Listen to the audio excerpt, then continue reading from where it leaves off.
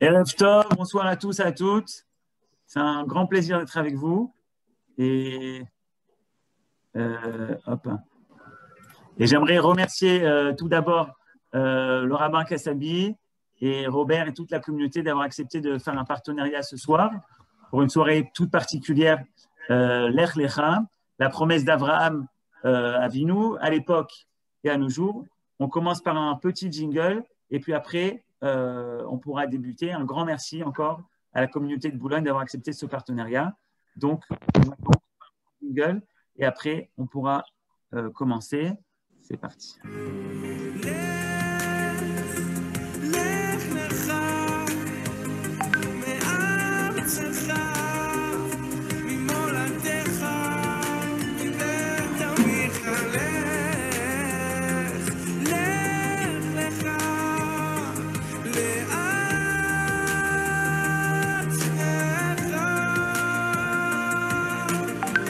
Soirée intercommunautaire en direct, en duplex, France, Israël. Des rabbins qui s'adressent aux communautés de Paris, la région parisienne, Marseille, Lyon, Nice, Strasbourg, Bordeaux, Perpignan et encore beaucoup d'autres communautés.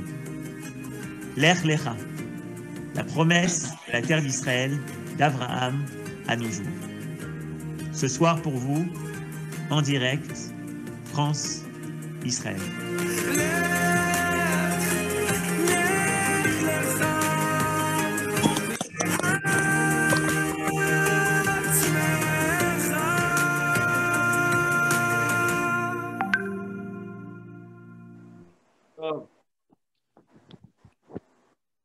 Shavua Tov au rabbin Kassabi.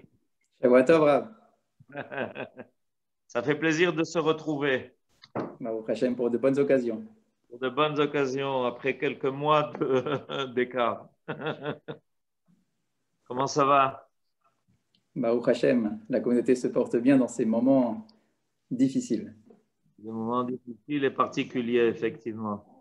Et vous avez réussi quand même à maintenir les offices? Jusqu'à ce Shabbat pour l'instant. Jusqu'à ce Shabbat. Kol hakavod, kol hakavod. Il a fait. Et maintenant, ça se fait comment? Chacun chez toi? On verra, on attend encore les instructions de cette semaine. Ah, Bezrat Hashem. Que des bonnes nouvelles et tout le monde en bonne santé surtout. Amen. Bon, alors je crois que vous allez ouvrir cette soirée parce que vous avez d'autres occupations. Et donc, je suis content de pouvoir être avec vous, la communauté de Boulogne. On était parmi vous il y a quelques mois de cela, juste avant que ça commence d'ailleurs. Et c'était pour nous très émouvant. Et j'espère qu'on aura encore et très bientôt la possibilité de renouer des contacts au-delà de tous les obstacles. Alors, je suis là pour vous entendre et pour que le pont se maintienne entre nos deux communautés. Alors, Erev Tov, Shavua Tov à vous tous. Merci à Johan d'être à l'initiative de cette soirée d'études de l'Ech Lecha. C'est vrai qu'en général, c'est une paracha où on attend les rabbanim d'Eretz Israël qui viennent dans nos communautés de diaspora et en particulier en France pour nous rappeler l'importance d'Eretz Israël, même si on ne l'oublie jamais, bien évidemment. Alors c'est vrai qu'on a commencé Bereshit il y a maintenant 3 semaines concrètement, le livre de Bereshit. Et depuis Bereshit, toutes les parachutes sont passionnantes. La création du monde, l'histoire du déluge, etc. On est absolument passionné, on est pris par la narration de la Torah. Mais quand on commence l'Ech Lecha, on est encore un peu plus passionné parce que c'est notre cœur qui commence à vibrer. Pourquoi? Parce que c'est la mise en scène et c'est la présentation de notre premier patriarche, d'Abraham, de l'histoire d'Abraham, ce fameux Lech Lecha. Et donc on nous parle maintenant au cœur du peuple d'Israël, on ne parle pas simplement à l'ensemble de l'humanité. On est en train de focaliser de plus en plus. On était sur Adam Arishon, on est ensuite passé sur Noach, et maintenant on arrive à Abraham, c'est-à-dire concrètement le peuple juif, le peuple d'Israël. Donc lorsqu'on commence cette paracha de l'Ech Lecha, c'est notre cœur qui vibre, et on vient s'intéresser à cette paracha chaque année avec un très très grand intérêt. Et c'est intéressant de remarquer que la première mitzvah que doit réaliser Abraham. Souvent, on se dit, bon, c'est la Brit Mila, ou bien ça va être la Akedat Yitzhak, comment est-ce que Abraham va respecter la parole d'Akadosh Baruch Hu.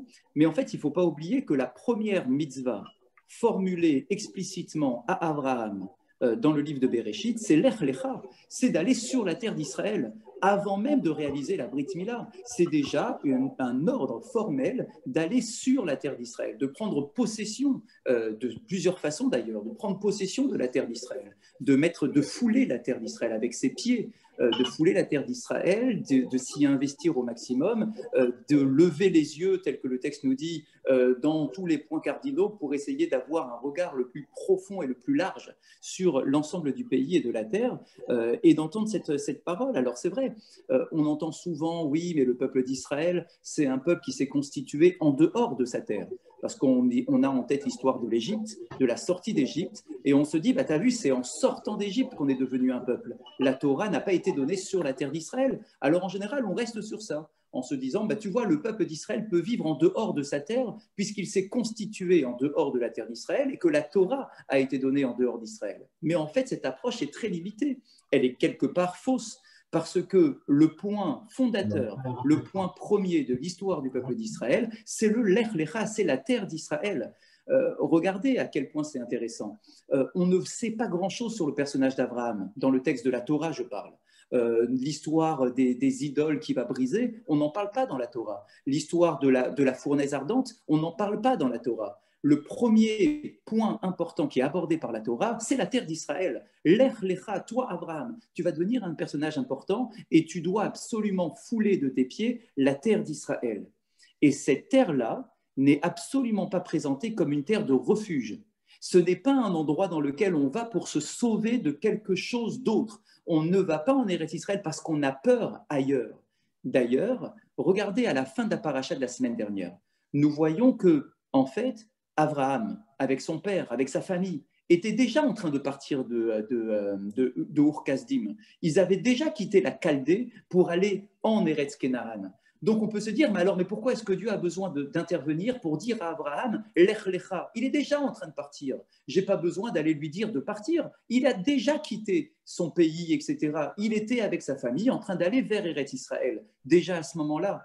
Pourquoi est-ce que Dieu a besoin d'intervenir et de formuler l'obligation d'aller en Eretz Israël? Eh bien justement, parce que juste à présent, quand Abraham est en train de quitter la Chaldée, c'était parce qu'il avait peur, parce qu'ils ont été chassés par Nimrod de la Chaldée. Ils ne pouvaient plus rester à Ur Kasdim. Donc, la terre d'Israël était considérée par Abraham, à ce moment-là, comme étant un refuge. Je n'ai pas où aller, alors je vais me réfugier, je vais me sauver en Eretz Israël. Mais lorsque Akadosh Baruch Hu s'adresse à Abraham en lui disant « Lech Lecha », il veut justement transformer l'état d'esprit d'Abraham pour lui faire comprendre que la terre d'Israël n'est pas un refuge. Ce n'est pas un endroit où tu dois aller parce que tu n'as pas allé ou ailleurs et tu as peur de rester là où tu es parce que tu risques de te faire massacrer. Non, c'est pas, absolument pas. Il faut se réimprégner, il faut en quelque sorte se réapproprier le projet. Je quittais la Chaldée parce que j'avais peur, mais là maintenant, je quitte la Chaldée parce que j'ai un projet de vie. Mon projet, c'est d'aller vers la terre d'Israël parce qu'elle va porter quelque chose de particulier. Bien que jusqu'à présent, la terre d'Israël est un pays dans lequel la Avodah Zara, l'idolâtrie, est particulièrement développée. C'est une terre d'idolâtrie. C'est très intéressant d'ailleurs de le remarquer, à tel point que lorsqu'Abraham va s'intéresser au mariage de son fils, il va refuser de prendre une jeune fille de la terre d'Israël parce que ce sont des filles qui sont idolâtres, etc. Donc il se dit, je ne veux pas que la jeune fille qui va se marier avec Yitzhak vienne de ce pays-là.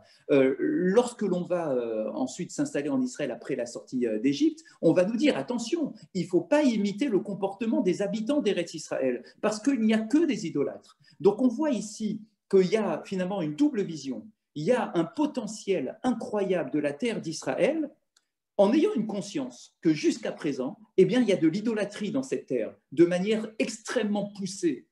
Pourquoi cette idolâtrie? Alors, on le sait, là où il y a un fort potentiel de Kedusha, il y a malheureusement, nécessairement, un très fort potentiel d'impureté qui s'attache à la Kedusha. Là où il y a de la sainteté, il y a de l'impureté qui s'attache. À nous de faire le travail pour détacher ces deux éléments et pour garder la Kedusha de la terre d'Israël. Et donc nous voyons que la terre d'Israël est importante, même si au moment où Dieu nous la donne, elle est encore habitée par des êtres humains, par des peuples, des peuplades qui sont encore idolâtres, mais le potentiel est déjà là. Pourquoi la terre d'Israël et pourquoi pas une autre terre? Alors là, on le sait, parce que c'est la seule terre sur laquelle nous disons que les yeux d'Akadosh Baruch Hu sont rivés du début de l'année jusqu'à la fin de l'année. Mereshit Shana ad Acharit Shana. C'est la seule terre qui reste sous la domination d'Akadosh Baruch Hu, qui n'est pas remise entre les mains des anges, entre les mains de certains gouverneurs spirituels. C'est le seul pays qui est sous la direction directe d'Akadosh Baruch Hu. De la même façon, le peuple d'Israël est le seul peuple qui reste sous la domination directe d'Akadosh Baruch Hu. Donc Hachem se dit, mon peuple, je veux le mettre sur ma terre, pour qu'il y ait un lien d'intimité qui puisse être créé grâce à la terre d'Israël, pour que le potentiel puisse être exprimé du peuple d'Israël sur une terre qui est réservée par Akadosh Baruch Hu pour l'ensemble du peuple. Et pour terminer, il y a dans cette paracha ce qu'on appelle le Brit Ben Abetarim. Le Brit Ben Abetarim, c'est l'alliance entre les morceaux. C'est la grande alliance entre Akadosh Baruch Hu et Abraham et le peuple d'Israël, la descendance d'Abraham. Et le texte nous dit, je vous cite le verset, Vayomer Elav, je m'exprime à toi, Ani Hachem, je suis l'Éternel, Asher Otseticha me Ur Kasdim, qui t'ai fait sortir de Ur Kasdim, la fournaise ardente. La tête lecha et à Aretzazot l'Erishta, afin de te donner cette terre en héritage. Ça veut dire que toute la vocation du peuple d'Israël est transmise dans ce verset. Tu sors de Ur Kasdim, mais parce qu'il y a un projet. Le projet, c'est la tête lecha, c'est pour te donner à toi et à ta descendance la terre d'Israël, parce que cette terre, effectivement, porte en elle ce potentiel qui est exceptionnel. Et cette formulation va être répétée au moment de la sortie d'Égypte. Vous allez sortir d'Égypte pour recevoir la Torah, bien évidemment, on va recevoir la Torah. Mais cette Torah n'a de sens que s'il y a un lieu pour exprimer et pour vivre en plénitude cette Torah. Et ce lieu, c'est bien évidemment Eretz Israël.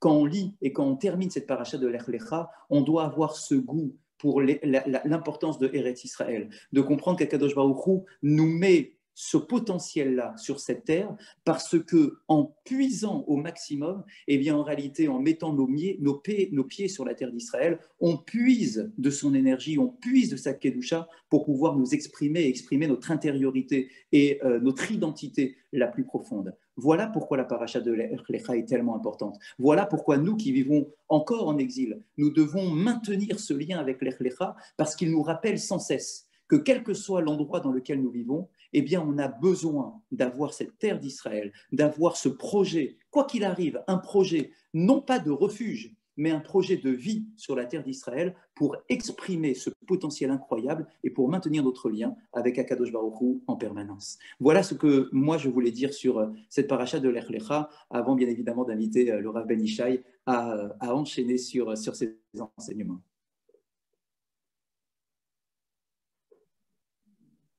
Toda Rabba, Shavua Tov. Merci au rabbin Kassabi qui a ouvert le chemin vers Eretz Israël. Alors maintenant, vous avez un chemin qui est déjà tracé et je vais essayer, moi, de vous guider un peu. Mais le chemin, il a déjà été ouvert et tracé par le rabbin de la communauté de Boulogne. Et je continuerai en faisant une remarque précisément avec le début de la paracha de l'Ech Lecha. La paracha de l'Ech Lecha nous fait découvrir une dimension très particulière de notre ancêtre Abraham qui va aussi évidemment devenir la dimension de l'histoire de sa descendance. Et ce qui est proposé par Akadosh Baruch Hu à Abraham est de devenir une bénédiction pour le monde entier.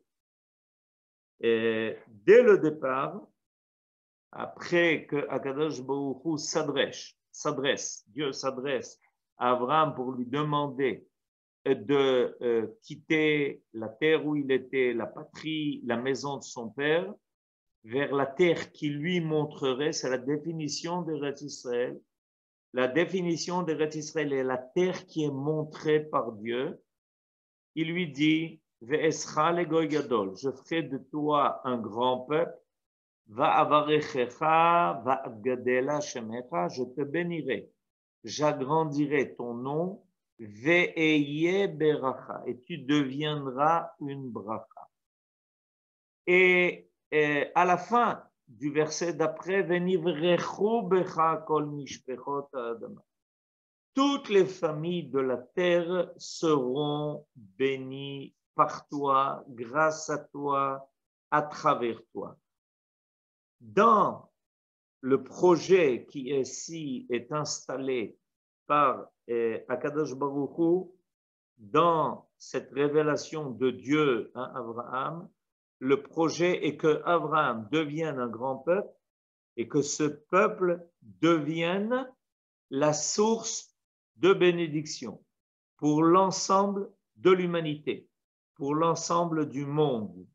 Que Abraham lui-même devienne une bracha. Veheye bracha, soit bracha. Bracha, ça veut dire quelque chose qui peut venir et aller au-delà de ce qui existe, de ce qui est présent.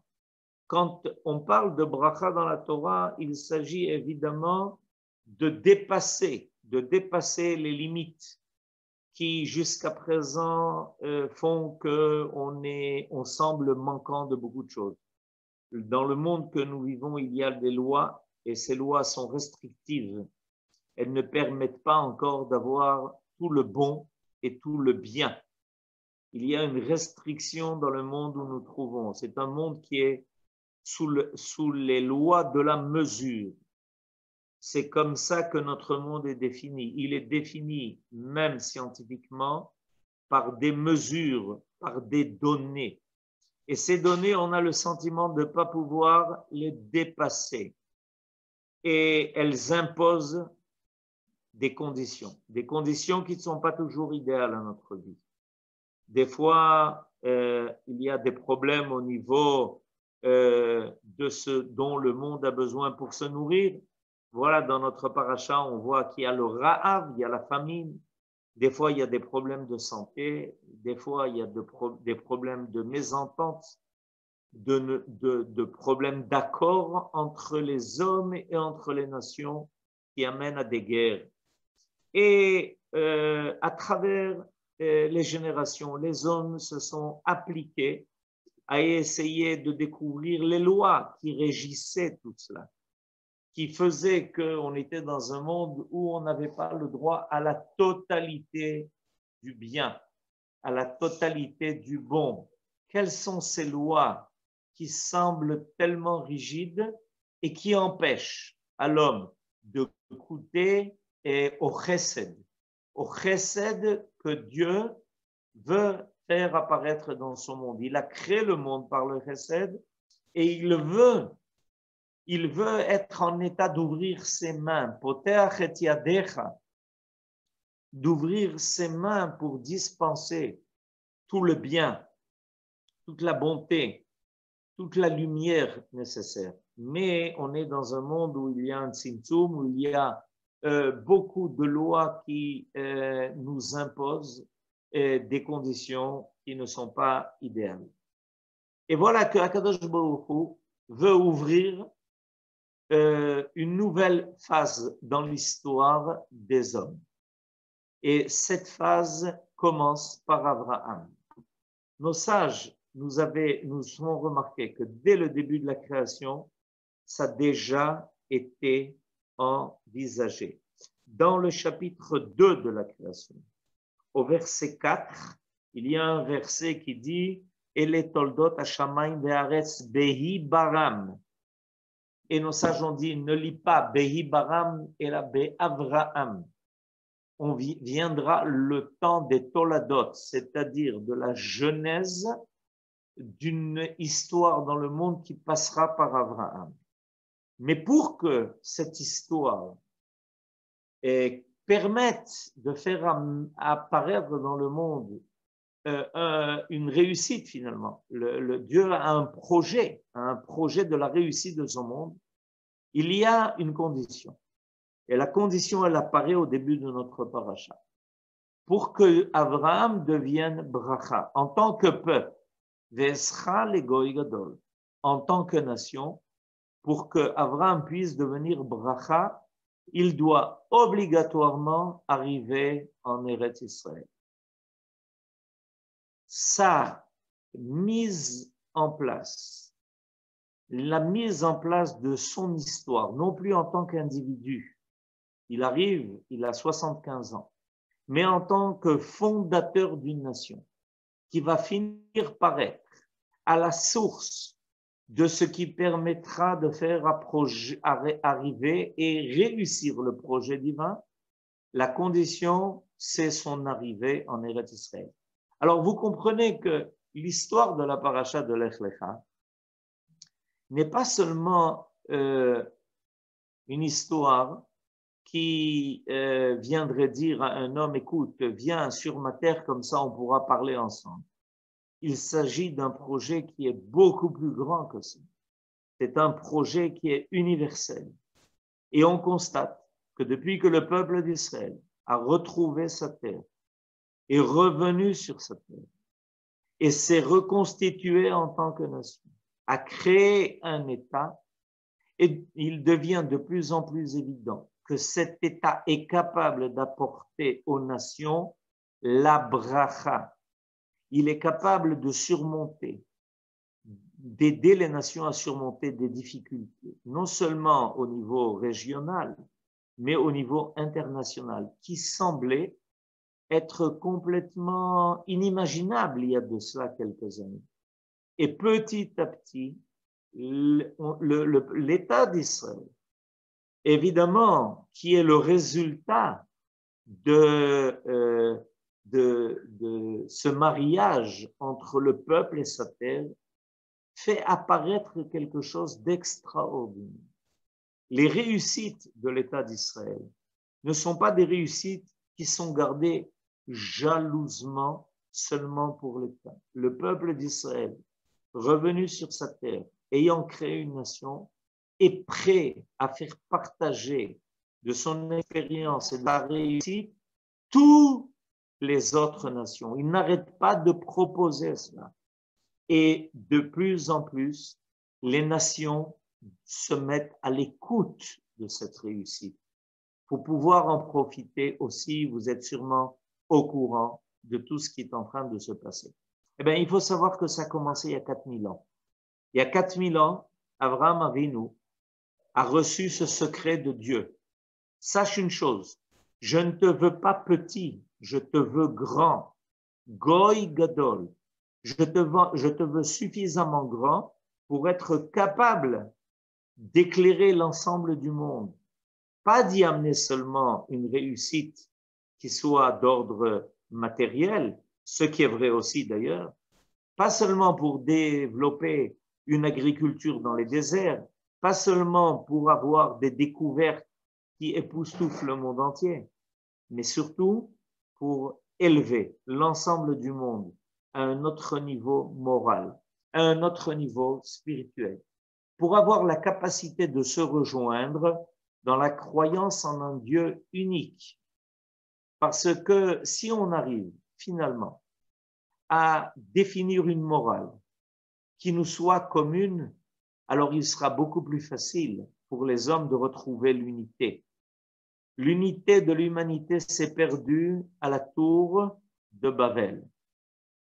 Et Abraham, qui vient juste après, reçoit comme mission de faire apparaître sur la terre d'Israël un peuple qui permet de surmonter cette crise terrible où les hommes ont voulu se réunir pour lutter contre Dieu et au contraire qu'ils se retrouvent dans une même foi pour pouvoir découvrir combien, quand l'homme est bon, quand l'homme est respectueux de la vie de l'autre, quand l'homme veut la réussite de l'autre, quand il est prêt à donner beaucoup plus qu'à recevoir, quand il est prêt à aider les autres, qui sont peut-être manquants de ce que lui a et les autres n'ont pas, on est capable de trouver une fraternité énorme. Et voilà que Akadosh Baruch Hu est en train d'annoncer dès le départ à Abraham, ton retour en Eretz Israël, qui aujourd'hui se fait à une échelle individuelle, finira par devenir un retour à un niveau collectif. Et si aujourd'hui, on voit le peuple d'Israël revenir sur sa terre et surtout réussir, parce que la réussite du peuple sur sa terre aujourd'hui est une réussite qui dépasse tout ce qu'on pouvait imaginer. Toutes les lois de la nature, toutes les lois de l'histoire, toutes les lois de la sociologie, toutes les lois qui jusqu'à présent demandaient des centaines et des centaines d'années avant qu'un peuple puisse devenir suffisamment forgé pour être capable de donner quelque chose au monde. L'État d'Israël a eu cette année 72 ans. En l'espace de 72 ans, le peuple d'Israël est devenu quelque chose de central dans l'histoire du monde. Ce que Dieu avait promis à Abraham est en train de se réaliser. Si nous proposons aujourd'hui à nos frères dans le monde entier de rejoindre cette terre, c'est pour avoir le droit, avoir le mérite et avoir la possibilité de faire réussir cette bracha. Parce qu'il faut savoir que le peuple d'Israël, réuni sur sa terre aujourd'hui en tant que nation, réussit à pousser les lois de la nature. Il réussit à élargir des choses qui paraissaient tellement étroites jusqu'à présent. On a vu tout d'un coup comment cette terre qui était un désert a réussi à intégrer des milliers, des dizaines de milliers, des centaines de milliers, des millions de personnes et devenir une terre riche, un pays qui a une réussite qui dépasse tout ce que l'on pouvait imaginer. Cette réussite, elle n'est pas seulement le résultat des efforts de l'homme, elle est aussi le résultat des efforts de l'homme, mais elle est surtout l'apparition de la bracha, de la bénédiction dont Akadosh Baruch Hu est en train de parler au début de notre paracha. Quelque chose de divin est en train de se faire voir, est en train de se dégager. Et je pense que cette bénédiction divine qui apparaît dans la paracha de Lech Lecha et qui est en train de déborder et qui est en train d'être dispensée à tous ceux qui veulent bien recevoir la bracha, parce que la bracha, évidemment, elle est donnée, mais il faut la recevoir. C'est ce que nous efforçons de faire. Il ne suffit pas de donner une bracha à quelqu'un. Il faut qu'il soit disposé à la recevoir. Il faut qu'il adhère à la bracha qui est donnée. Alors, il faut savoir que cette bracha que nous voyons aujourd'hui, ici, en Eretz Israël, c'est une bracha qui va au-delà des contingences habituelles que l'homme connaît dans la nature. Et ça, c'est quelque chose de très réconfortant. C'est quelque chose de très réconfortant parce que l'homme, des fois, se demande est-ce qu'il aura la possibilité de dépasser les lois qui semblent tellement rigides et qui, des fois, effraient. Mais il faut savoir que nous avons cette expérience. Nous, ici, en Eretz Israël, nous avons cette expérience. Nous avons l'expérience de quelque chose de divin qui va au-delà des frontières habituelles, des lois qui semblent régir le monde entier, mais en dehors d'Eretz Israël. Alors, c'est pas par hasard, comme l'a dit tout à l'heure d'ailleurs le rabbin Kassabi, le retour d'Israël sur sa terre et le retour de l'apparition de la bracha de Dieu dans le monde. Et vous savez, il y a des théories, vous les connaissez, qui disaient que finalement, il n'y aurait pas assez à manger pour toute l'humanité, que si l'humanité continuait à se développer et à une telle vitesse, à une série exponentielle, finalement, il n'y aurait pas de quoi nourrir l'humanité. Eh bien, on a la preuve que c'est faux, et on a la preuve en Eretz Israël qu'on est capable de dépasser tout cela. Et ça vient de nos efforts, ça vient des efforts d'ailleurs des Juifs aussi, qui même en dehors d'Eretz Israël ont voulu être associés à cette réussite. Et c'est aussi quelque chose d'extraordinaire. C'est que les Juifs en dehors d'Eretz Israël ont eu envie d'être associés à la réussite de l'État d'Israël. Et ce n'est pas par hasard, parce qu'en fait, c'est une réussite qui est collective. C'est une réussite qui, si aujourd'hui un Juif n'est pas encore là, il finira par être là, et il aura la possibilité de dire « j'ai été associé, j'ai voulu faire partie de cette histoire ». Alors, je terminerai en concluant l'idée que le livre le plus réputé dans le monde est la Bible. Aucun livre n'a réussi à dépasser la Bible. Mais la Bible, c'est l'histoire, c'est une histoire qui se passe en Eretz Israël. Et même lorsque la Bible rappelle d'autres endroits qu'Eretz Israël, c'est avec les yeux vers Eretz Israël. Les yeux sont dirigés vers Eretz Israël. L'histoire de la Bible est une histoire d'un peuple sur sa terre, qui même lorsqu'il part en exil, attend d'y revenir. Et comme ça a été dit, la paracha de Lech Lecha nous permet de rejoindre cette histoire et nous permet de rejoindre l'histoire qui va nous amener en Eretz Israël pour continuer l'histoire de la Bible et pour continuer d'inscrire des pages qui permettront de voir que ici peuvent se faire des choses qui vont amener au monde entier des choses qui peut-être aujourd'hui ne sont pas pensables, mais qui finiront par se réaliser comme on l'a vu jusqu'à présent. Alors, je suis content que ce soir, malgré non seulement la distance géographique, mais toutes les contingences et confinements que nous connaissons malheureusement, on ait réussi à communiquer et en fait, on est très proche. On est très proche. On l'a senti de cela il y a quelques mois quand on était parmi vous. Je suis sûr que très rapidement, on va pouvoir retrouver à nouveau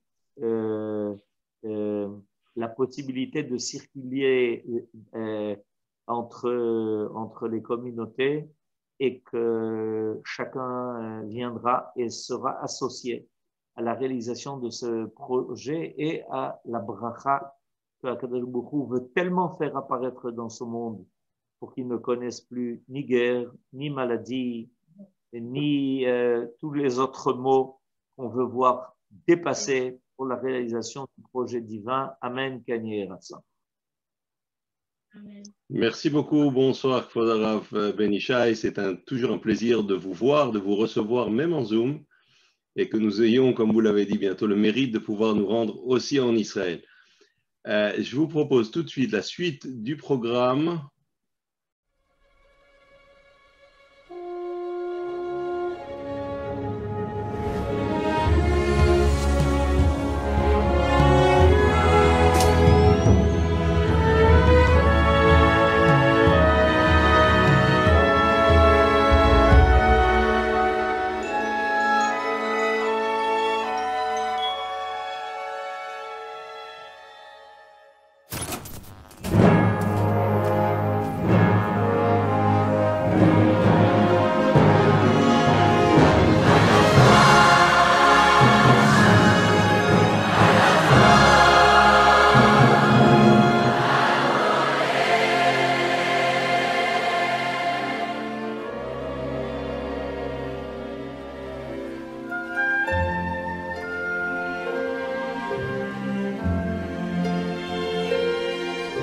על הדבש ועל העוקץ, על המר ועל הטוב, על ביתנו התינוקת, שמורני הטוב.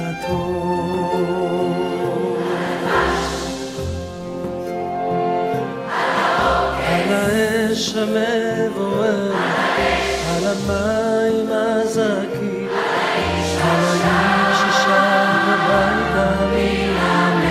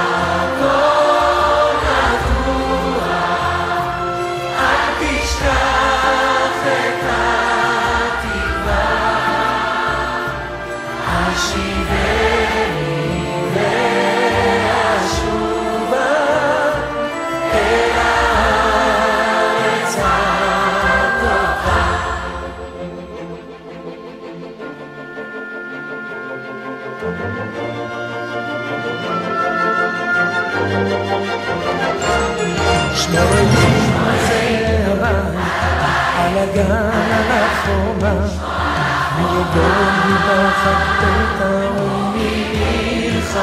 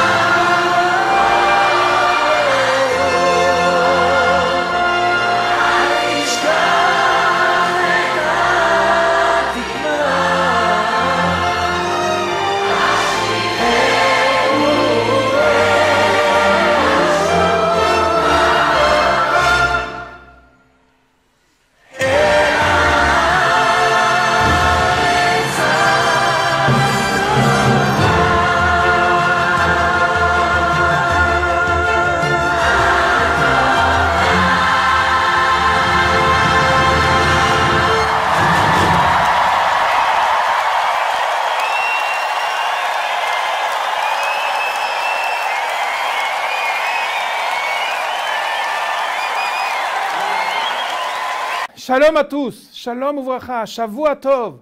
Je tiens d'abord et avant tout à remercier tous ceux qui se joignent à nous par les différents réseaux sociaux. Et en particulier, ils viennent rejoindre tous ceux qui étaient déjà lors de la première partie dans les communautés de Paris, de régions parisiennes, de Nice, de Strasbourg, de Lyon, de Marseille, Bordeaux et Perpignan. Et c'est un immense plaisir pour nous de vous retrouver tous maintenant réunis pour être sur les traces de l'expédition d'Avraham Avinu. À tous ceux qui nous suivent sur les réseaux sociaux, partagez ce lien auprès de vos amis pour qu'on soit un maximum à suivre cette émission. En effet, comme vous le savez, on l'a lu dans la paracha, Dieu ordonne à Abraham de quitter sa maison natale, de quitter son environnement et de partir et la Haaretz Asher Areka vers le pays que je te montrerai. Eh bien, c'est ce que fait Abraham. Nous allons ce soir suivre les traces d'Avraham Avinu, en ce moment même sur les sables du désert de Judée. Ravam, il fait chaud un peu là, dans le désert de Judée. Vous voulez pas qu'on passe à Tel Aviv, la mer? Eh bien, Tel Aviv, pourquoi pas? Seulement, expliquez-moi un peu, quel est le lien entre l'expédition d'Avraham et Tel Aviv? Il n'est certainement pas passé par là-bas. Ok, bon, bah alors Tel Aviv, ça marche pas. Et si on allait à Hebron? Ah, Hebron, ça me convient parfaitement. Hebron, non seulement Avraham Avinu y est passé, mais il a été lui-même celui qui a pris possession de cette parcelle qui va devenir plus tard la Maharat HaMachpelah, le caveau des patriarches. Ouais, Hebron, c'est sympa, mais bon, Abraham, il est quand même enterré là-bas. C'est pas très joyeux, hein. Si on retournait à Jérusalem, finalement. Ah, eh ben pourquoi pas. Rentrons de nouveau à Jérusalem.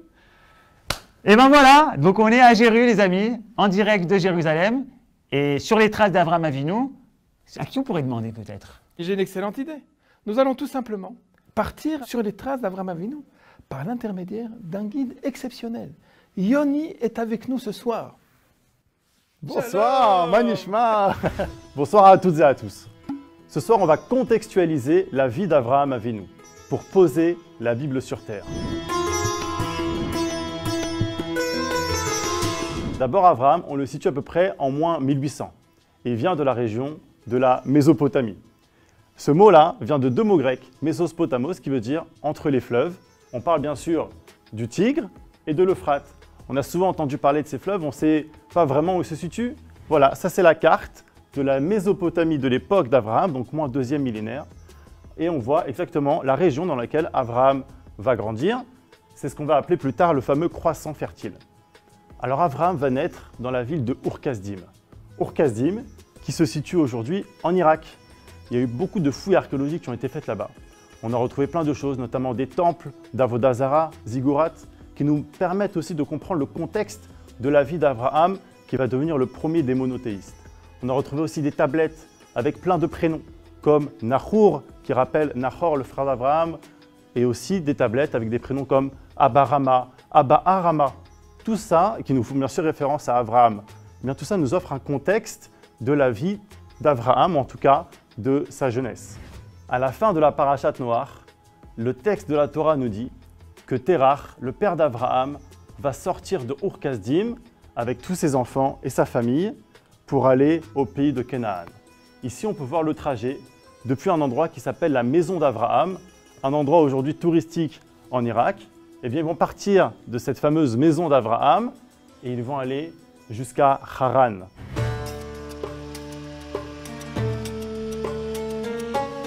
Deuxième étape de notre tioul. La ville de Haran, qui se situe aujourd'hui en Turquie, était à l'époque dans la région qu'on appelle Aram Naharaim. C'est une carte de l'époque. Naharaim, qui vient du pluriel de Nahar. Nahar, ça veut dire un fleuve. Naharaim, deux fleuves. On retrouve cette idée de Mésopotamie. On parle bien sûr du Tigre et de l'Euphrate. Et Aram, eh bien, c'est ce qui va donner plus tard les Araméens. On dit que nos ancêtres étaient araméens. Eh bien voilà, ils venaient de la région de Aram Naharaim. Lech lecha me'artzecha u'mimolatecha u'mibet avicha el haaretz asher areka. Va pour toi ou va vers toi hors de ton pays, de ton lieu natal et de la maison de ton père, vers le pays que je te montrerai. Abraham, eh bien, il va devoir traverser l'Euphrate. Et d'ailleurs, comment on dit traverser en hébreu? La Havor. Et d'ailleurs, selon Rashi, c'est l'une des explications pour lesquelles on va appeler Abraham à Ivri, celui qui a passé, celui qui a traversé le fleuve lorsqu'il va arriver en terre de Canaan. Il arrive ainsi à l'âge de 75 ans dans la ville de Shrem, aujourd'hui en français Naplouse. 75 ans pour faire son Elia, vous vous rendez compte? Shrem, c'est la première ville en Israël qui va être mentionnée dans la Torah. C'est une ville très importante. Il ne va pas s'installer directement à Shrem, il va être juste à côté, à Elon Moré. En général, les bergers s'installaient à côté des grandes villes pour pouvoir s'installer avec leur famille et leurs troupeaux. Là-bas, Akadosh Baruch Hu va faire une promesse à Abraham. Lecha ol zarecha eten et haaretz hazot. C'est à toi et à ta postérité que je donnerai cette terre. Troisième étape, la ville de Shrem, de Naplouse. Plus tard dans la Torah, une portion de cette terre sera achetée et Yosef Hatzadik, Joseph, l'un des fils de Yaakov, va être enterré dans cet endroit. Aujourd'hui, en Israël, pour les Juifs, afin d'accéder au Kever Yosef, il faut y aller de nuit, gardé par Tsahal. C'est assez compliqué, mais il faut savoir que notre histoire, l'histoire de la Torah, elle est là, dans cette terre, notamment de Shrem. Bethel, quatrième étape. Bethel est une ville qui existe encore aujourd'hui. Mais il y a un problème, il y a la famine dans le pays. Alors ce que va faire Abraham, c'est qu'il va reprendre la route et il va aller vers l'Égypte. D'ailleurs en Égypte, nous avons retrouvé des dessins sur lesquels on peut voir des Sémites, Abraham était descendant de Shem, acheter de la nourriture aux Égyptiens. De retour à Bethel, il va y avoir un conflit entre les bergers de Lot et les bergers d'Abraham. Et là, Abraham va dire à son neveu, « Si tu pars à gauche, j'irai à droite, et si tu vas à droite, j'irai à gauche. » Ils ne peuvent plus vivre ensemble. Lot va se tourner vers l'Orient il va voir le Kikar à Yarden, la plaine du Jourdain, verte, avec des pâturages pour ses animaux. Et là, il va dire, c'est ici que je veux aller. Il va donc se diriger vers la vallée du Jourdain et ensuite descendre encore plus bas vers la région de la mer Morte pour atterrir dans les villes de Sodome et Gomorrhe. Après s'être séparé de Lot, Dieu va de nouveau apparaître à Abraham. Et là, il va lui faire une promesse extraordinaire.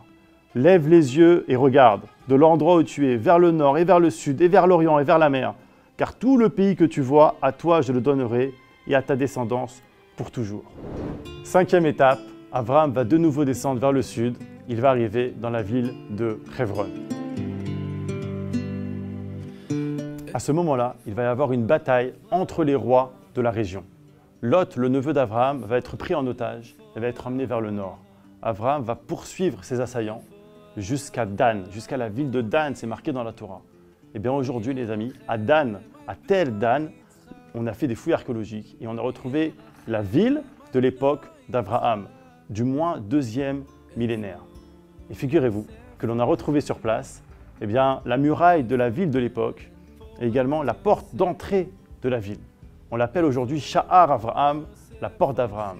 Parce que si Abraham est arrivé jusqu'à Dan, alors il a forcément vu cette porte, il est peut-être même entré dans cette ville, il est passé par cette porte, et tout cela on peut le voir encore aujourd'hui en Israël. Suite à tous ces événements, Dieu va de nouveau apparaître à Abraham, il va y avoir l'alliance entre les morceaux Brid ben Abetarim, il va également demander à Abraham de changer de prénom, comme vous le savez, il va passer de Avram à Abraham et sa femme de Sarai à Sarah. Plus tard, Abraham achètera le caveau de Marpella, Meharat à Marpella, pour enterrer sa femme. Et comme vous le savez peut-être, dans la tradition, on nous explique que cet endroit-là, c'est la porte du Gan Eden. Aujourd'hui, lors des Shabbatot de Chaye Sarah, il y a des milliers et des milliers de Juifs du monde entier qui vont pèleriner sur le caveau de Marpella, directement à Hebron. Même si c'est compliqué d'accéder, etc., les Juifs se débrouillent toujours pour pouvoir se connecter à leurs ancêtres. Le caveau de Marpella, c'est la première acquisition d'un Hébreu en Israël. Il y aura ensuite, comme on a dit tout à l'heure, eh bien, une portion de la terre de Naplouse. Plus tard, le roi David va également acheter le Har HaMoria, là où son fils Salomon construira le mont du Temple. Et comme par hasard, ces 3 endroits où l'on précise dans le texte de la Torah que des Hébreux ont acheté eh bien, ces terrains-là, aujourd'hui, ce sont peut-être les plus contestés en Israël. Il faut comprendre que tous les endroits qu'on a cités aujourd'hui, eh bien, ce sont des endroits qui sont aujourd'hui, qui font partie du cœur historique de la patrie juive. Il ne faut jamais oublier ces endroits, il ne faut jamais oublier son histoire. Et c'est pour cela qu'il était très important aujourd'hui pour nous eh bien, de connecter ce qu'on lit à la Torah, à la synagogue, avec le présent, avec la géographie, pour savoir exactement de quoi on parle lorsqu'on parle du texte de la Torah et des voyages d'Avraham Avinu. Merci à tous. On continue tout de suite notre programme avec Odélia Elbaz en direct de Paris. Qu'est-ce que tu nous as préparé pour la suite? Alors justement, Johan, on a la chance d'avoir parmi nous Omer Yankelevich, ministre de la Diaspora et membre de la Knesset au sein du parti Kahol Lavan. Alors, Omer naît à Tel Aviv dans une famille laïque. À l'âge de 5 ans, ses parents font tchouva et elle étudie dans une institution ultra-orthodoxe. Adolescente, sa famille décide de partir en mission en Union soviétique et Omer les accompagne. À son retour, elle étudie le droit et œuvre pour de nombreuses causes comme l'intégration des villes de périphérie, l'intégration dans le monde de l'emploi et surtout des femmes ultra-orthodoxes dans le monde du travail. Le 17 mai 2020, elle est élue ministre de la Diaspora au sein du 35e gouvernement. Militante, très touchée par le sort des communautés juives à travers le monde, elle met tout en place pour renforcer ce lien entre les communautés juives de diaspora et Israël. Et puis, Omer Yankelevich est surtout la première ministre ultra-orthodoxe de l'État d'Israël.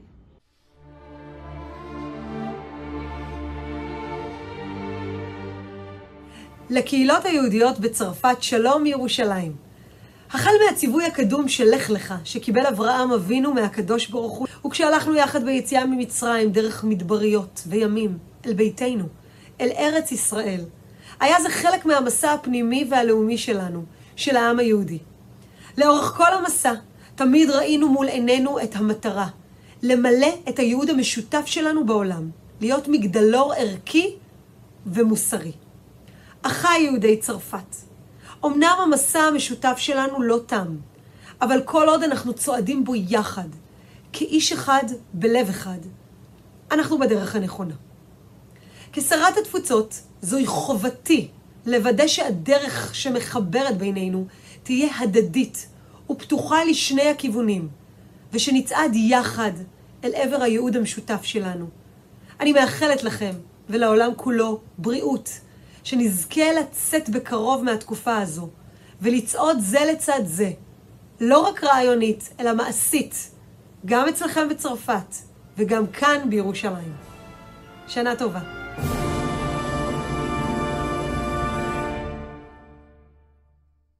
On continue à la lecture des versets de la paracha. Nous avons été témoins d'une transformation révolutionnaire d'Avraham Avinu. En effet, Akadosh Baruch Hu, Dieu lui-même, lui propose, lui ordonne de devenir Ve'esra legoy gadol, de devenir une grande nation qui, en fin de compte, sera une bénédiction pour l'humanité tout entière. Cette révolution, en réalité, a besoin d'être expliquée. Précisément pour nous éclairer sur cette révolution, nous avons demandé l'aide du Rav Uri Cherki pour nous éclairer sur ce point. Shalom à tout le monde. La paracha de Lech Lecha que nous lisons ce Shabbat signifie un changement dans la vie de notre patriarche Abraham, qui jusqu'à l'âge de 75 ans s'occupait de ce qu'on appelle la religion. En fait, il voulait sanctifier la vie individuelle des gens en leur promettant que l'attachement à Dieu, au culte de Dieu, à la connaissance d'un Dieu unique, amènerait le bonheur sur terre. Et après 75 ans de travail, le Créateur lui-même s'adresse à Abraham et lui dit, tu sais, maintenant, à partir de maintenant, tu vas fonder une nation. Tu vas quitter ton activité actuelle, ton activité religieuse, pourrait-on dire, et tu vas t'occuper à partir de maintenant de sanctifier la vie des collectivités nationales. Tu vas fonder une nation. Ve'esra legoy gadol, je vais faire de toi une grande nation, et tu vas t'installer sur un territoire. Qu'est-ce que c'est qu'une nation installée sur un territoire? C'est ce qu'on appelle un État. Un État indépendant, donc une entité politique. On pourrait dire que donc l'entreprise d'Abraham, de notre point de vue en tant qu'Abraham, notre ancêtre, Abraham Avinu, c'est justement cette confiance dans la capacité de sanctifier la vie étatique. Et on peut dire que c'est parce que, c'est très simple, le levier qui fait bouger les choses dans notre monde, c'est effectivement le levier politique. Et on peut dire que c'est ça qui a été la pierre d'achoppement entre le judaïsme et le christianisme à ses débuts, lorsque les chrétiens ont dit « nous ne pouvons pas faire confiance à l'État, rendez à César ce qui est à César et à Dieu ce qui est à Dieu », tandis que la tradition d'Israël est restée fidèle à cette idée que c'est à travers un État, une entité politique, que l'on peut transformer le monde. Alors évidemment, dans ce cas-là, pendant 2000 ans d'exil, alors que nous étions privés de notre cadre étatique, alors nous avons commencé à travailler, à œuvrer à la manière d'une religion, mais nous étions empêchés de réaliser notre mission. Baruch Hashem, de nos jours, depuis l'année 1948, et encore plus depuis l'année 1967 avec la guerre des 6 jours, et de plus en plus avec le renforcement de l'État d'Israël, nous retrouvons la capacité de remplir notre rôle par rapport aux nations. Il y avait un penseur originaire de Genève, Jean-Jacques Rousseau, dont vous avez certainement entendu parler, qui disait « Je pense que je ne pourrai savoir qu'est-ce que les Juifs ont à nous dire que lorsqu'ils auront un État à eux, avec des universités, des lieux d'études, où ils pourront s'exprimer sans crainte, c'est alors que nous saurons ce qu'ils ont à nous dire. » Eh bien, effectivement, aujourd'hui, nous savons ce que nous avons à dire aux nations. Et ce que nous avons à dire aux nations se fait à partir du grand microphone qui est l'État d'Israël qui rayonne sur les nations tout entières. Eh bien, Baruch Hashem, aujourd'hui, la paracha de Lech Lecha devient réellement actuelle. Elle cesse d'appartenir au passé pour devenir un élément de notre présent et encore plus de notre avenir. La paracha nous raconte également comment est-ce qu'Abraham a pris la tête d'une armée pour faire avancer les choses. Évidemment, la force militaire n'est pas l'idéal d'Israël, mais nous n'avons pas peur d'employer également ces moyens lorsque c'est nécessaires pour faire avancer la morale dans le monde, la connaissance de Dieu dans le monde. Et ça se parachève par la circoncision, qui est l'alliance d'Israël avec son Créateur concernant la terre de Canaan, pour toute personne qui lit les versets. Eh bien, à bientôt. Entamons tous ensemble ce Lech Lecha, ce va-t'en vers le pays que Dieu te donne. Shalom. Merci Rav Cherki. Alors maintenant, on passe à un reportage réalisé par Shofar que je vous invite à suivre sur les réseaux sociaux. Un Lech Lecha un peu particulier.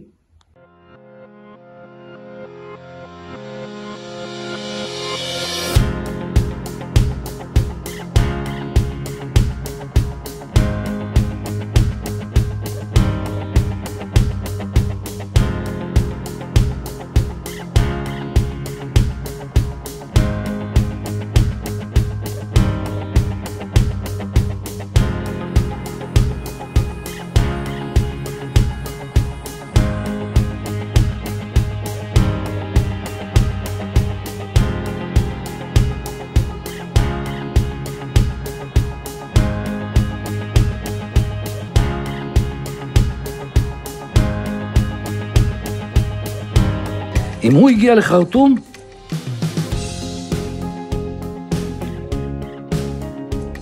סימן שאפשר להגיע לחרטום.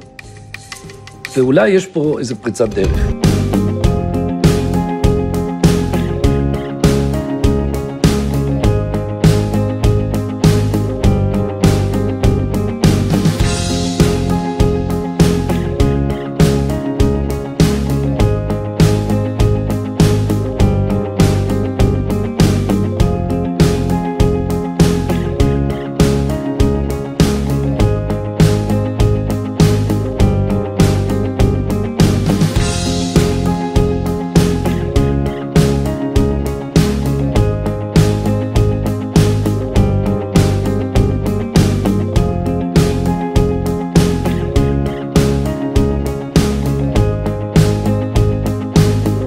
אנחנו עזבנו הכל.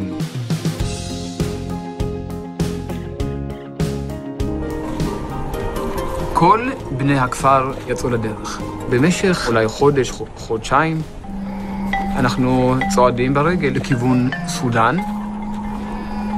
ההליכה היא מאוד מאוד קשה. הליכה מאוד קשה. אנשים נופלים, נפצעים, מתים. אבל יש כלל אחד, לא עוצרים. בקהילה היהודית האתיופית, אהבה לירושלים זו אהבה שמנצחת את הפחד. זה הכוח.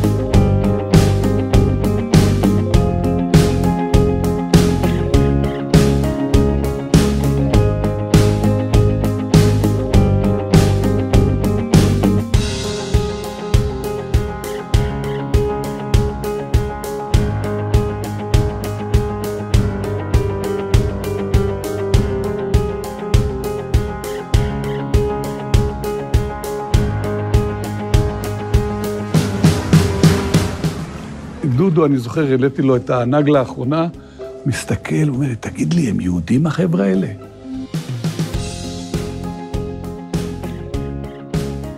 לא, אנא ערף, יהודים, אתה ואני גדלנו בקיבוץ, מה זה משנה לך, יהודים, לא יהודים? כמעט אנשים עפים מהסירות, אחת זקנה תופסת את דודו ברגל, אומרת שמע ישראל, אדוני אלוהינו. אז הוא אומר לי בקשר, קבל תיקון, הם יהודים יותר ממני וממך.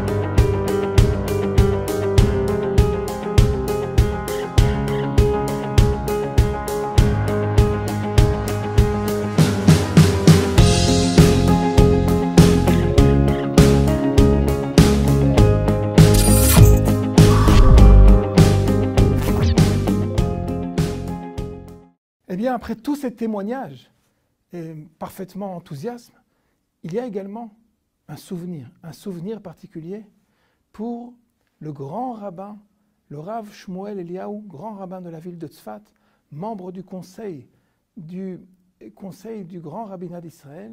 Pour lui, Lech Lecha, c'est un souvenir présent jusqu'à aujourd'hui. Il y a exactement un an, il était en visite pour la première fois dans la communauté juive de France, à Paris et dans différentes communautés de la région parisienne. Odeya, s'il te plaît, peux-tu nous faire une carte de visite pour nous présenter la figure exceptionnelle du Rav Shmuel Eliyahu? Le Rav Shmuel Eliyahu est le grand rabbin de la ville de Tzfat.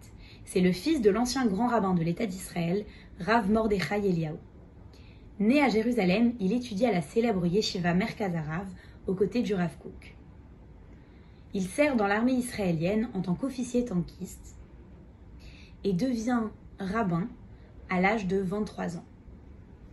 Lorsqu'il a 32 ans, il est nommé Rav de la ville de Tzfat. C'est l'un des plus anciens membres du comité rabbinique. Activiste, il œuvre pour de nombreuses associations caritatives. C'est notamment le président de l'association Aminadav, qui lutte pour le renforcement de l'identité juive, et il est également président du comité rabbinique de Magen David Adom. Il encourage de nombreux ultra-orthodoxes, de nombreux religieux à servir, à faire du bénévolat au sein de l'association et à répondre à toutes ces questions halachiques qui sont en jeu. Ce qu'il faut savoir sur le Rav Shmuel Eliyahu, c'est que c'est également le premier Rav à avoir demandé à ce que l'on prie au kotel pour la refoua shelema de tous les malades atteints du Covid. C'est également pour moi l'occasion de souhaiter à tous les malades un bon rétablissement et à vous tous une bonne santé. איזה זכות לדבר איתכם בשבת הזאת, זו שבת שבה אנחנו קוראים שהקדוש ברוך הוא אומר לאברהם אבינו, היה ברכה ונברכו בך כל משפחות האדמה. הקדוש ברוך הוא אומר לעם ישראל, אתם תהיו עם מבורך. למה? כי הוא לא אומר את זה רק לאברהם. בעקדה אומר, והתברכו בזרעך כל גויי הארץ. זאת אומרת, הברכה הזאת היא ברכה שהיא גם לאברהם וגם לכל צאצאיו אחריו. ומהי הברכה הזאת? הברכה היא מתחילה מכך שאנחנו זוכרים את התפקיד שלנו. אנחנו לפעמים שוכחים. אז לפני שהקדוש ברוך הוא אומר לאברהם, תהיה ברכה, הוא אומר לו, ואעשך לגוי גדול. אתה תהיה עם גדול. לא גדול בכמות, כי הרי אנחנו סך הכל פחות מ0.25% מהעולם. כי אתם המעט מכל העמים. אלא גדול כמובן באיכות. כך אומר הקדוש ברוך הוא לאברהם, ואעשך לגוי גדול. ובאמת, כל אחד יכול לספור. דיברתי לאחרונה עם חתן פרס נובל בישראל, דן שכטמן. אז הוא אמר לי, מה שכל אחד יכול לראות, שמספר היהודים שקיבלו פרס נובל בעולם, הוא פי 115, לא פי 2 ולא פי 10 ולא פי 30, פי 115. פי 115 מכל האומות. זאת אומרת, בתחום הטכני, בפיזיקה, ברפואה, בטכנולוגיה, בכלכלה, כן, אנחנו תורמים הרבה מאוד לעולם. אבל הדבר הזה הוא בעיקר בתחום הרוחני. יש לעם ישראל מה לומר לעולם בתחום הרוחני. יש הרבה דברים, הרבה דברים. זה התפקיד של עם ישראל. זה השליחות שלנו. השליחות, קודם כל תזכור את התפקיד שלך. זה לא בא ממך, לא בצדקתך. אל תלך מנופח כמו טבס. אל תרגיש את עצמך יותר מדי, בעל גאווה חלילה. כמו האבות הקדושים, כמו משה רבנו, כמו דוד המלך, ואנוכי עפר ואפר, ואנחנו מה? אבל לדעת, לא מכוחך, מכוחו. אתה חייב להיות גדול. והחטא הכי גדול של עם ישראל שהוא חושב את עצמו חגב. זה חטא המרגלים. שאנשים חושבים את עצמו חגבים. אתה לא חגב. אין עם כלביא יקום וכארי יתנשא. זה אתה. זה אתה. ולפעמים כדי להרגיש את המקום הזה, לא לפעמים, מה שאומר הקדוש ברוך הוא לאברהם, בשביל להרגיש את המקום הזה, אתה לא יכול להיות פה בחרן. לך לך מארצך, ממולדתך, מבית אביך, לא קל, אלא ארץ אשר אראך, ואעשך לגוי גדול, ואברכך, ואגדלה שמך, ויהיה ברכה, ונברכו בך כל משפחות האדמה. כך הוא אומר לו, וערכך ברור. הוא אומר לו, אתה תביא ברכה לכולם, אבל זה אתה צריך להיות פה. כי פה, כי שם ציווה השם את הברכה חיים עד העולם. כל יהודי חייב לדעת, יש לו שליחות להביא ברכה לעולם כולו. וברוך השם אנחנו עושים את זה, אבל אנחנו עוד לא הגענו לסוף הדרך. אנחנו באמצע הדרך, וצריכים להביא עוד ברכה. עוד ועוד, ולהשפיע על אומות העולם. ולא חלילה להיות מושפעים מהם. כן, צריך לומר את זה בגלוי. לכל אחד יש את התפקיד שלו. והתפקיד שלנו להביא ברכה. לא בגלל שאנחנו יצרנו את עצמנו חכמים כאלה גדולים. אלוקים עשה אותנו. הוא נתן לנו שליחות. והוא אומר את זה לאברהם, והוא אומר את זה ליצחק, והוא אומר את זה ליעקב. ולא קל. הוא אומר לאברהם, דע לך, כשאתה מגיע לארץ ישראל זה לא ילך בקלות.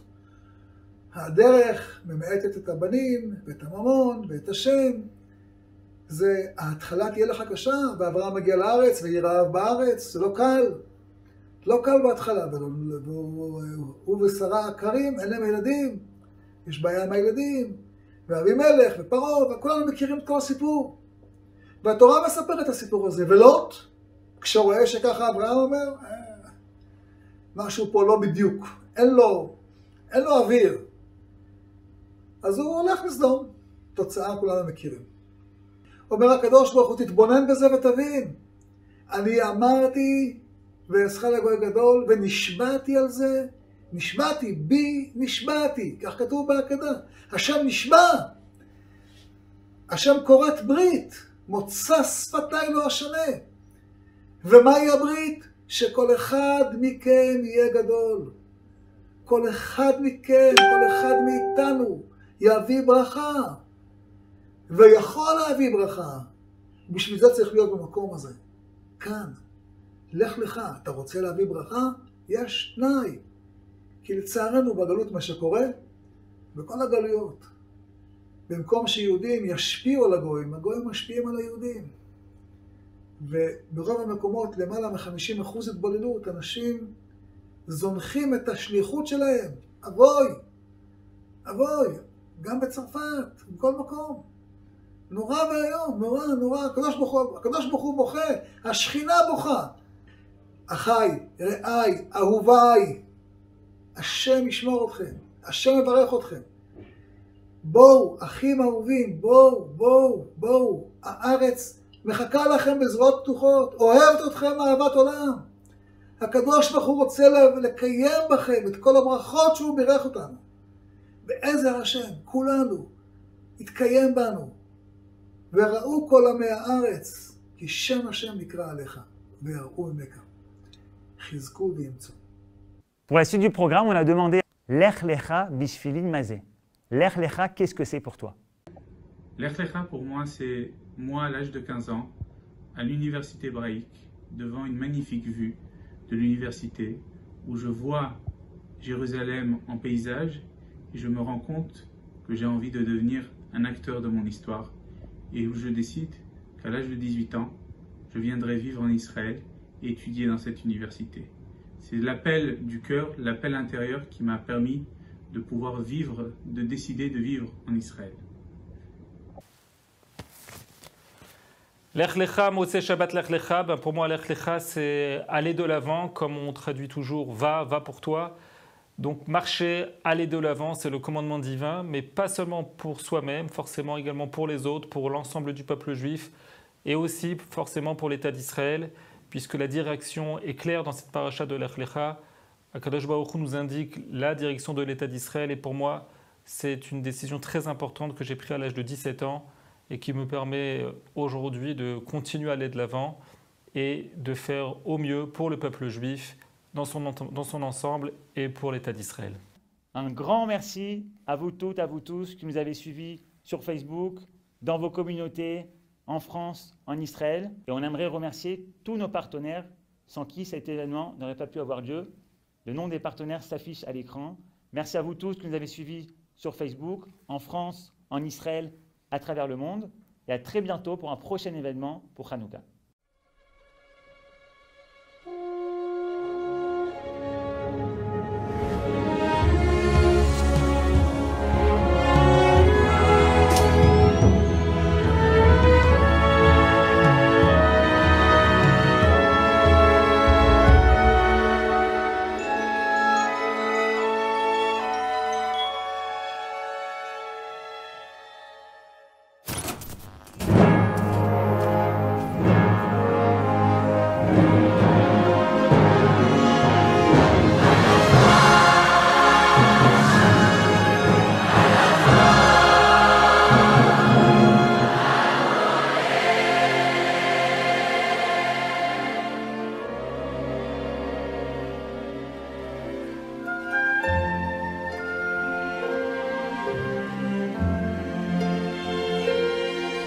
על הדבש ועל העוקץ, על המר ועל הטוב, על בלנו התינוקת, שמור לי הטוב.